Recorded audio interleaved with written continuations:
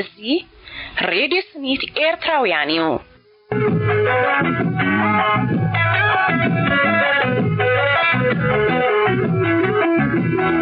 ሬዲዮ ስኒት ኤርትራውያን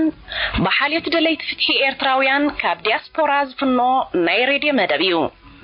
ሬዲዮ ስኒት ኣብ ኤርትራ ፍትሕን ምንጋስ ህዝብታት ኤርትራ ብማዕረ ተኸባቢርና ንነብረላ ሃገር ክትከውን ዓማጺና ሰዓት ግደፍ ካብ ስልጣን ተኣልዩ ርትዕን ፍትሕን ክሰፍን ህዝቢ ኤርትራ ወናን ኩሉ ጸጋታት ሃገርና ክንከውን መታን ሎሙን ከም ቀደም ብስኒትን ሓድነትን ብውሽጥን ብደገን ኮይና ጉዳይና ብሓባር ክንከዶ እንኽእል ምትብባዕን ወንን ዘስንቕ حقኛ ሓበሬታታት ናብ ህዝቢ ዘቅርብ በሐጢር ማዕበል ናብ ኤርትራን ከባቢኡን ዝፍኖ ናይ ሬድዮ ፈነው እዩ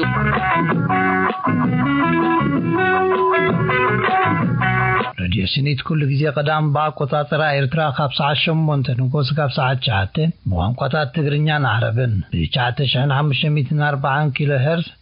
ኣብ 31 ሜትሮ ባንድ ናብ ኤርትራን ከባቢኡን ዝፍኖ ናይ ሬድዮ ፈነው እዩ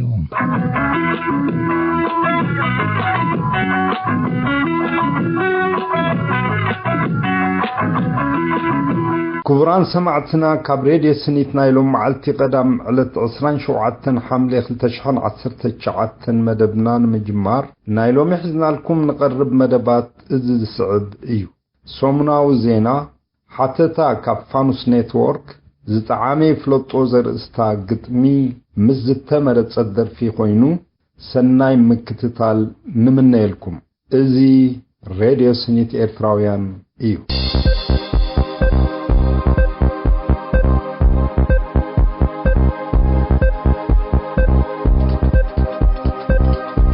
فلما أرستاتهم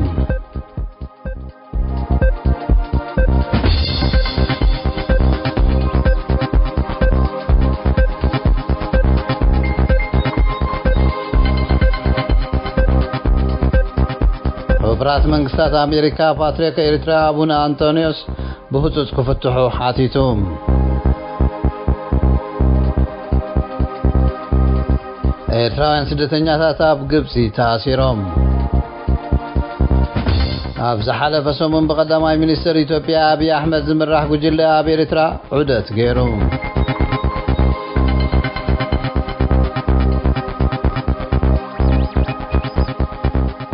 زينا بزرزر حبرات منقستات أمريكا باتريك إريترا أبونا أنطونيوس بهتوز كفتحوا حاتيتهم مكتل بريزيدنت مايك بنس أبو علان أطنت هايمانو ترخيبو زسمعو مدره إريترا موريتانيا باكستان سعود عرب بفولي أتوكرو بمهاب أبزن ستقصار زلوها هقرات مقهاس هايمانو زلو دو كبل صويعوم أبتين إريترا زملكت بزو قدوس أبونا أنطونيوس بمتكاس أبزها بوغال ناطنت هايمانوت بمنقست زوهابن زخلان مسل كم زيكوني أزخا خيروم إذا خمزيلن كله زماريت هيلن برهاني أب واشنطن دي سي مس بريزيدنت هاجر أمريكا دونالد ترامب حاصر ركب أبز قبرتو نسلاسان كلتن ورحي 15 تخونا جن أنا أبز مصعكون ثم وشتي إرترا لساق يزلو أف زي بلوم أف كهونا ميمتي كتب الجليتام إرتراوين سدتنياتات أب قبسي تأثيرهم أب كايرو أب زركب قطري العلواي كوميشن سدتنياتات حبرات هاجرات سلامة وسلف زكايدو زنبرو 4 إرتراويان تأثيرهم نيرهم 35 كوت وخلوه 5 إرتراويان تأثيرهم هلوهم بوليس نحيالو كابتوم أبتي سلامة وسلف يزترخبو إرتراويان سدتنياتات منبر فقادهم كم زمن زعو ونتحابريتا دقي مقريتهم منقست قبسينتهم بسنبت أب كيد زوعالهم إرتراويان سدتنياتات ناب إرترا كيترزوم ونسقات كم زلو تقريتهم أب قبسي زركب العلواي كوميشن سدتنياتات حبرات هاجرات زيكونوا 10 رحا خمزلوون بسنكو دما ناب سالسيتي هاجر ناي متياس مسرح بزوح انكفاتات يقاطمهم كم زلوهم إرتراويان سدتنياتات أب تهاجر زوغسوم أبز حلف سومن بقدماء منستر إثيوبيا أبي أحمد زمراح قجل أبي إرترا عدت غيروم ቀዳማይ ሚኒስትር ኢትዮጵያ አብይ አሕመድ ወግዓዊ መግለጽ እኳ እንተዘይተገብረ በአስመራ ስርዓት ዝተዋህበ ሓበሬታ ዝንቡዕ ምዃኑ ተፈሊጡ ሰላም ኤርትራን ኢትዮጵያን ዓመት ስለ ዝገበረ ኩነታት ስርሖም ንምግምጋም ይብሉ ተንተንቲ ፖለቲካ ቀዳማይ ሚኒስትር አብይ አሕመድ ኣብ ኤርትራ ሰላም ኣሎ ንምባል ኣብ ከተማ አስመራ ብእግሩ ብምዝውዋር ባዕሉ መኪና ብምዝዋር ናይ ፖለቲካ ሓልኪ ገይሩ ንሎም ዝተዳለወ ዜና ኣብዚ ፍጸም ዝተረፈ መደባትና ይሓድገኩም ሰናይ ምክትታል ሰላም ክቡራት ኣሕዋትን ኣሓትን ከመይ ትኾኑ እዚ ኣብ ልዕሊ ኣቦና ቅዱስ አንጦኒዮስ ፓትርያርክ ኦርቶዶክስ ኤርትራ ዘጋጥም ዘሎ ሽግራት እንቅፋት ግፊዒ ናይ ብሓቂ ዝሕዝን ዘጉሂ ምናልባት ኩላትና ኤርትራውያን ድማ ጽቡቕ ዝኾነ ኣቓልቦ ክንህቦ ኣለና ኣስላም ክንከውን ንኽእል ክርስቲያን ክንከውን ንኽእል እዚ ጉዳይ ናይ ሃይማኖት ኣይኮነን ከምኡ ተዝኸውን ነይሩ ምናልባት ኩላትና ደሓን ናይ ሃይማኖት ጉዳይ እዩ ንዓና ይምክተናን እዩ እሶም ቶም ሰብ ሃይማኖት እቶም ሊቃውንቲ እቶም ኣብኡ ፍልጠት ዘለዎም ጥራሕ ይዛረቡ ወይ ሓዝዎ እቲ ጉዳይ ምበልና ንኸውን እዚ ጉዳይ እዚ ግን ጉዳይ ናይ እምነት ናይ ሃይማኖት ጉዳይ ኣይኮነን ልክዕ ከም ቅድሚ ሕጂ ዝበልክዎ ድማ ኣቦና ኣቦይ ሓጂ ከእሰሩን ከለው እቲ ጉዳይ ብወገን ህግደፍን ደገፍቱን ናይ ሃይማኖት ጉዳይ እዮም ከምስሎ ፈቲኖም እቲ ጉዳይ ግን ጉዳይ ናይ ሃይማኖት ኣይኮነን ነይሩ ጉዳይ ናይ ሕግን ስርዓትን ነይሩ ዘይ ሕጋዊ ስራሕ ተሰሪሑ ኣብ ልዕሊ ቤት ትምህርቲ ኣልድያ አልእስላሚያ ንኹላትና ድማ ብማዕረ ዝምጽሓና ጉዳይ እዩ ክርስቲያን ኮይንካውን ንዓኻውን ማዕረ ዝምጽሓካ ጉዳይ ምክንያቱ ኣብ ሃገርካ ኣብታ ዓደይ ትብላ ሃገር ዘይ ሕጋዊ ስራሕ ክስራሕ እንከሎ ቀዳማይ ደው ክትብል ኣለካ ንስኻ ለምውን ልክዕ ከምኡ እዚ ጉዳይ ናይ እስላም ኣይኮነን ናይ ክርስቲያን ኣይኮነን ናይ ዝኾነ ይኹን ነገር ኣይኮነን እዚ ጉዳይ ናይ ሕግን ስርዓትን እዩ ዘይ ሕጋዊ ስራሕ ክስራሕ እንከሎ ዓመፅ ክግበር እንከሎ ሓደ መንግስቲ ዝብል ድማ ኣብ ዘይምልከቶ ጉዳይ ከም ዝኣመሰለ ኢዱ ክእቱ እንከሎ እቲ ጉዳይ ሃገራዊ ጉዳይ ዝኸውን ንኹሉ ሰብ ድማ ብማዕረ ይድብፅሖ ምክንያቱ ሓደ ግዜ ሓንጎልና ከምኡ ይመልእ እዩ ሓደ ናይ ሃይማኖት ናይ እስላም ክእሰር እንከሎ እቲ ክርስቲያን ከም ዝንዕኡ ዘይብፅሖ ዘይምልከቶ እንታይ ናይ ሃይማኖት ጉዳይ እንዲዩ ኢሉ ከናኣውሶ ይፍትን ወይ እውን ገሊኡ እውን ኣብ ናይ ክርስቲያን ክኸውን ከሎ እውን ከምኡ ክኸውን ይኽእል እዩ ንኹላትና ግን እዚ ቅኑዕ ኣይኮነን እንታይ ደኣ ማዕረ ዝብፅሓና ጉዳይ እዩ ሎሚ ድማ ዳርጋ ኩላትና ኣብዚ ጉዳይ እዚ ተረዲእና ዘሎ ይመስል ብሓደ ድምፅና ንህብ ስለ ዘለና ድማ ናይ ብሓቂ ዘሐጉስ ነገር እዩ ብዝኾነ እቲ መግለፂ ናይ ቅዱስ ሲኖዶስ ኣንቢብክሞ ትኾኑ ኢኹም ድሕዚ ኣንቢብክሞ ድማ ኣብ ልሳን ተዋህዶ ዝብል ዌብሳይት ኣብኡ ስለ ዘሎ ኣብኡ ኸድኩም ባዕልኹም ሃዲእኩም ረጊእኩም ከተንብብዎ ትኽእሉ ኢኹም ትሕዝትኡ ነዊሕ ግን ብሕፅር ዝበለ ትቐንዲ መልእኽቲ እንታይ እዩ ኣቡነ አንጦኒዮስ ካብ ሕጂ ኒነው ኣባል እታ ቤተ ክርስቲያን ከም ዘይኮኑ ዝኾነ ይኹን መንፈሳዊ መሰል እውን ከም ዘይብሎም ኣብኡ ሓቢሮም ኣለዉ ምስኡ ኣስዕብ ኣቢሎም ግና እንታይ ኢሎም ኣለዉ ኣብቲ ዝነበርዎ ቦታ መንበሪኦም ግን ክነብሩ ይኽእሉ እዮም ኩሉ ዝወሃቦም ዝነበረ ሓገዝ እውን ክወሃቦም እዩ ሰብኣዊ መሰሎም ኣይነፍግን ኢና ኢሎም ኣሎ ማለት እዩ እዚኣ ከዓ እታ ቀንዲ ሓደገኛ ዝኾነት ዘረባ ወይ ድማ ናይ ሓሶት ዘረባ እያ ምክንያቱ እዚኣ ቤት ማእሰርቲ እያ ማለት እዩ ክኣስርዎም ስለ ዝደልዩ ዘለዉ ምንቅስቓስ ክኸልእዎም ምእንቲ ተባሂሉ ቶም ተዋህዶ ቤተ ክርስቲያን ተሐግዞም ኣምሲልካ ተኣልዮም ኣምሲልካ ንዓኦም ካብቲ ዓዲ ከም ዘይንቀሳቐሱ ንምግባር ጥራሕ ካልእ ኣይኮነን ማለት እዩ ድሕሪ ንስኻ ምስኦም ጉዳዮም ወዲእካ ድሕሪኡ ሓገዝ ካባኻ እውን ዘድልዮም ኣይኮነን ምክንያቱ ክንደይ ኣፍቃሪ ኣለዎም ክንደይ ሓጋዝ ኣለዎም ኣስላማይ ክርስቲያናይ ከይተረፈ ከማን ክሕግዞም ድልው እዩ ምክንያቱ እዚኦም ኣቦ እዚኦም ናይ ሃገር ኣቦ ስለ ዝኾኑ ስለዚ ክንሕግዞም ኢና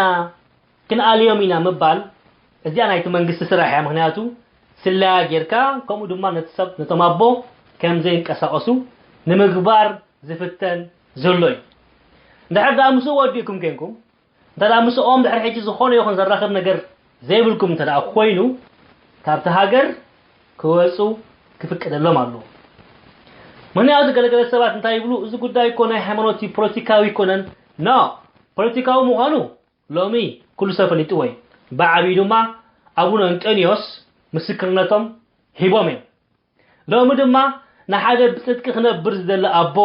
ዝኾነ ይኹን ሕማቕ ነገር ከኣ ዘይንፈልጠሎም ናቶም ምስክርነት ዲና ነኣምን ወይስ ናቶም ንሃገርን ንህዝብን ዘዋርዱ ዘለው ንህዝብን ሃገርን ዝኣስሩ ዘለው ዘጥፍኡ ዘለው ንህንደይ በዓመፅን በሐሶትን ዝኣስሩ ዘለው ንዖም ኢና ክንኣምን ካብ ንህግደፍ ናቦና አቡነ አንጦኒዮስ ምእማን ኣዝዩ ቀሊል ኮይኑ ይስማዓኒ ወላው ነቲ ዘይርድኦ ሰብ ከማን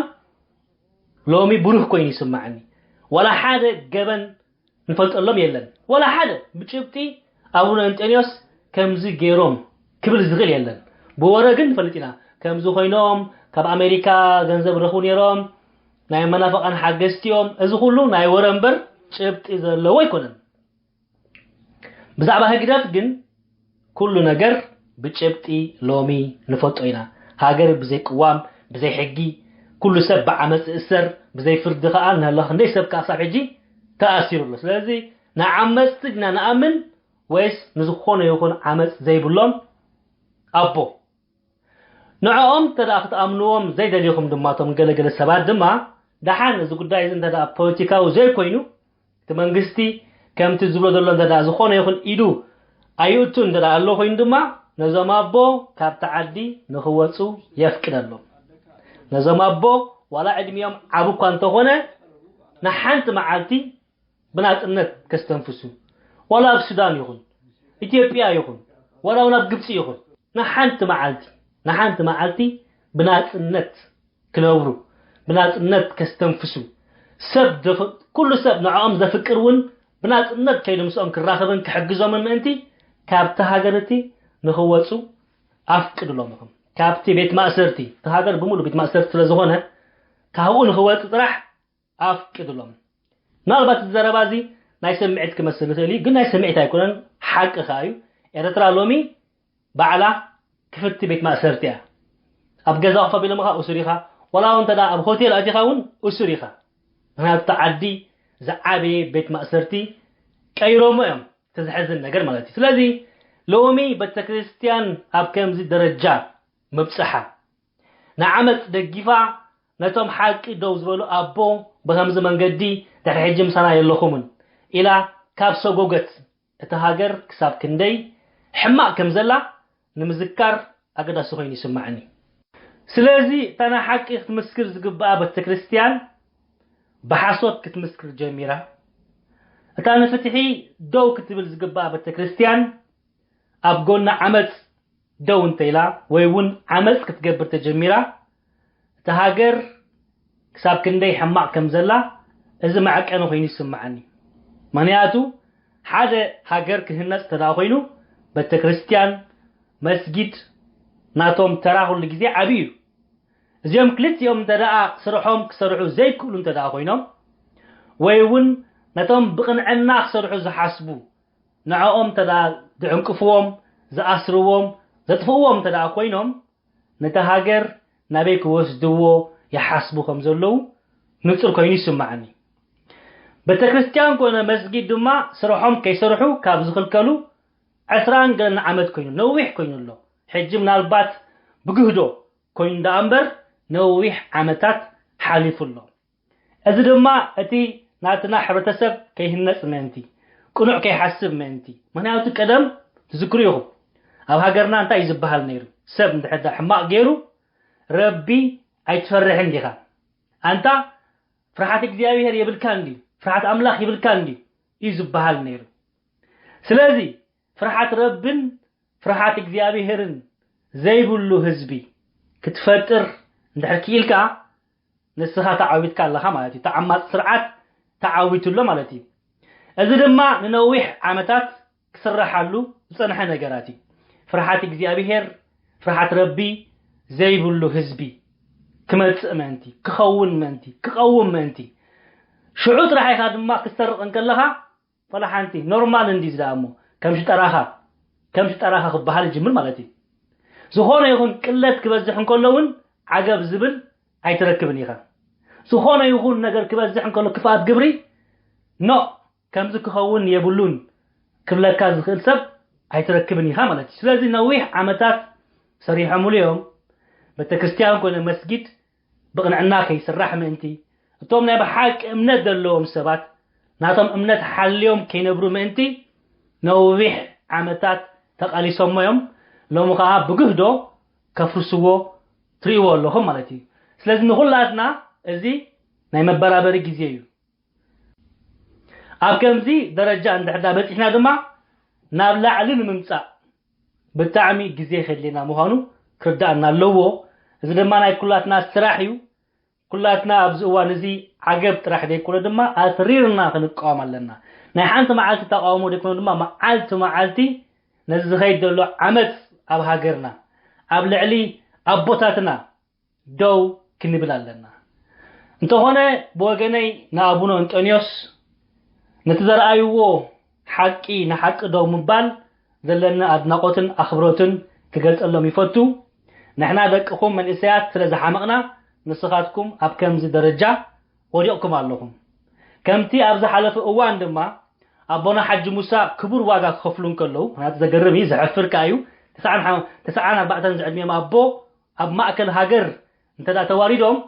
ተሃገር መንእሰያታ ሕማዓት ከም ዝኾኑ ጥራሓት ነገረካ ካልእ ኣይኮነን ናትና ሕምቀት ምዃኑ ንጹር ክኸውን ኣለዎ ማለት እዩ እንተንሶም ግን ከምቲ ሓደ ፍላስፋ ዝበሎ መንግስቲ ጉጉይ ክኸውን እንከሎ ቁኑዕ ኮንካ ክትርከብ ሓደገኛ እዩ ተባሂሉ ነይሩ ሎሙ ድማ ኣብ ሃገርና ኩሎም ቶም ቁኑዓት ሰባት ኣብ ሓደጋ እዮም ዘለዉ ኣብ መከራ እዮም ዘለዉ ኩሎም ቶም ንሓቂ ደው ዝብሉ ኣብ ሽግር እዮም ዘለዉ ምክንያቱ ጉጉይ ዝኾነ ናይ ሓሶት ስርዓት ኣብ ሃገርና ስለዘሎ ስለዚ ንሕና እንተወሓደ ነዞም ኣቦታትና ተዘይሓገዝናዮም ብብዙሕ ምክንያት እንተወሓደ ግን ካብኦም ክንመሃር ኣለና ኣብ ዘለናዮ ሃሊና ስለ ሓቂ ስለ ፍትሒ ስለ ርትዒ ደው ንበል ንዕኦም ንምሰል እዞ ደሓንኩም ብሩኽ መዓልቲ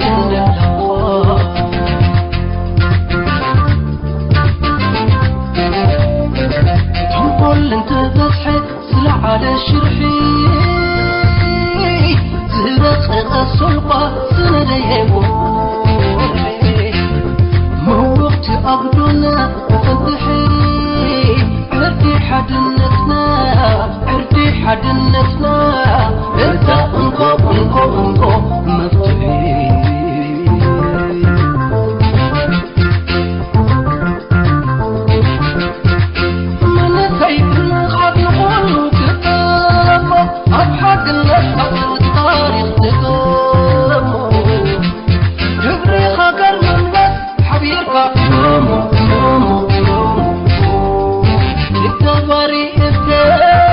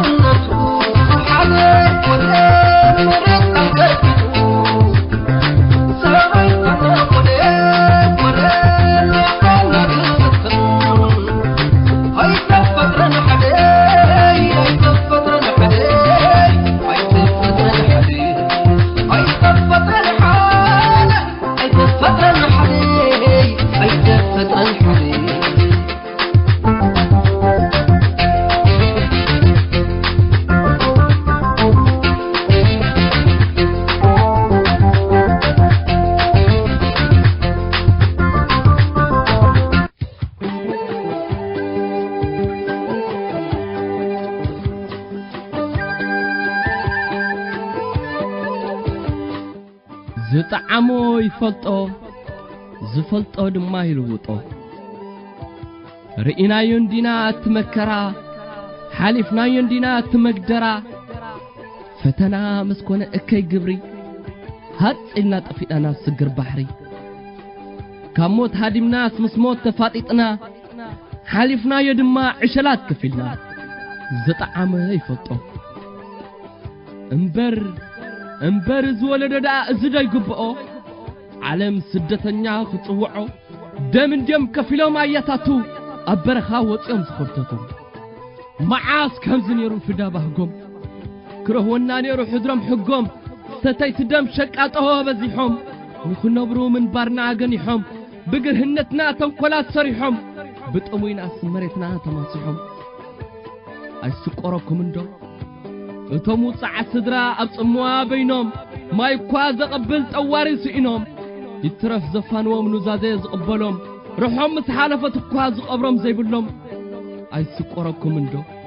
صدرا بيتاتنا نبيعين تمالي وطع حالفن لهم دما وصعات تصوعين ننمعات بصنعات يبهل اللين اي قالات مرطا اي لمعات سقيات من اسي عفنا عمصا نزخت قعتادو ترهصا ادينا نبعت ترايكم فاطا انتم قدلو امنت حسب توكلوا اغويلاتات اريس تدبلو سبرا زيبلو خدا طراي حلنا زهادمو هغدف هاوراي انتم كيف لطكم فريتنا زبلكم انتم كيرأهم رئينا زبلكم انتم تزفتنا يو كيفتنكم حرنت انماتكم تلقحكم سلي ارتانا بحاسس زمسكركم مزمور نحنا نسوز لقمكم اسكفتن وسقيات حواتكم ويدما حق تزارو نزاركم هاجرنا مسحبتا مصقتاتا بزحات حلوتا وحدات حنقتا اشحات كفلاس قنطارو غويتتا حفاشات تكازا والقسباب دستا زي تحقي بعلط الماي لبهم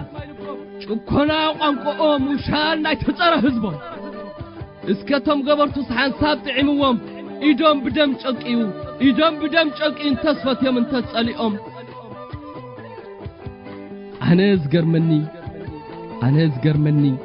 أنا زجرمني أنتم دقفتم إنا تبلو نخساد حاوهم سحلة تقبلوا كان ديكم عاويكم مرأيسي إنكم مأسار الموت سدة هلك النار أخمو بخيات وصع حزبيت أمام إذن ذهبكم مو مسيلكم دا أنبر على نالون دمو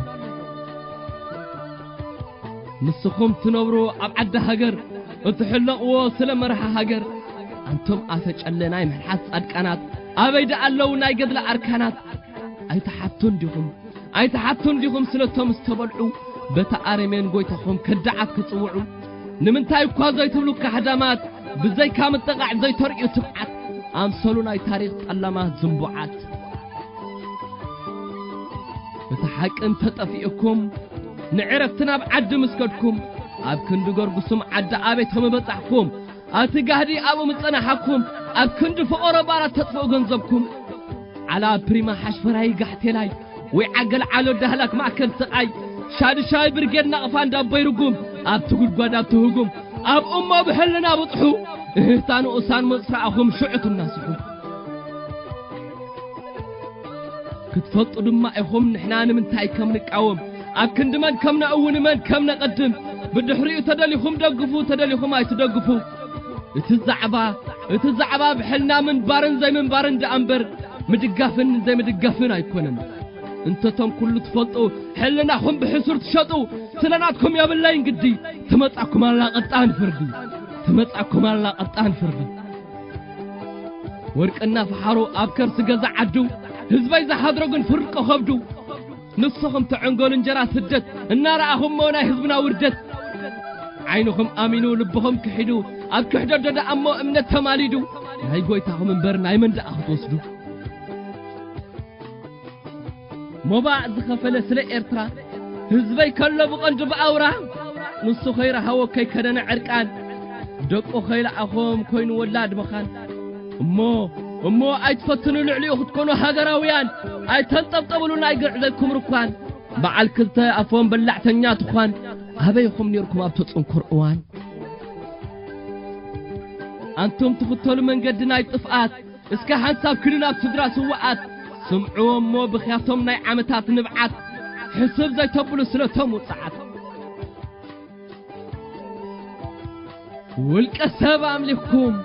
والكسب أملككم إكاي قبري أي بسب كبيركم أي بفتاري أخيلي أوان كتوقح يازا مدري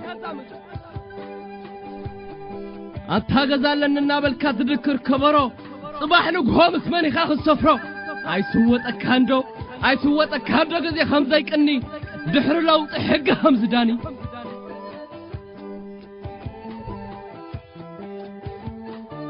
أي تستبهلن دول كسب كمز حلف حفاش هزب خمس سرف صباح جيحات وداقي يهقدف ندق خاسقيات هاي دقدف دحار كي تتعاس إدكار نبقدف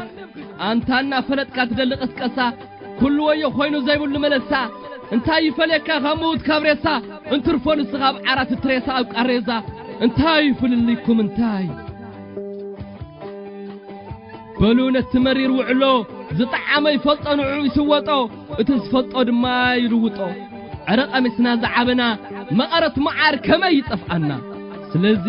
سلازي دليت لو تطرح زي كوناس هاندس سلوت دماينا مخنياتو نحسم زطعام يفلطو زفلطو دما يلوطو كبرنا خملس تحبيرنا نقانس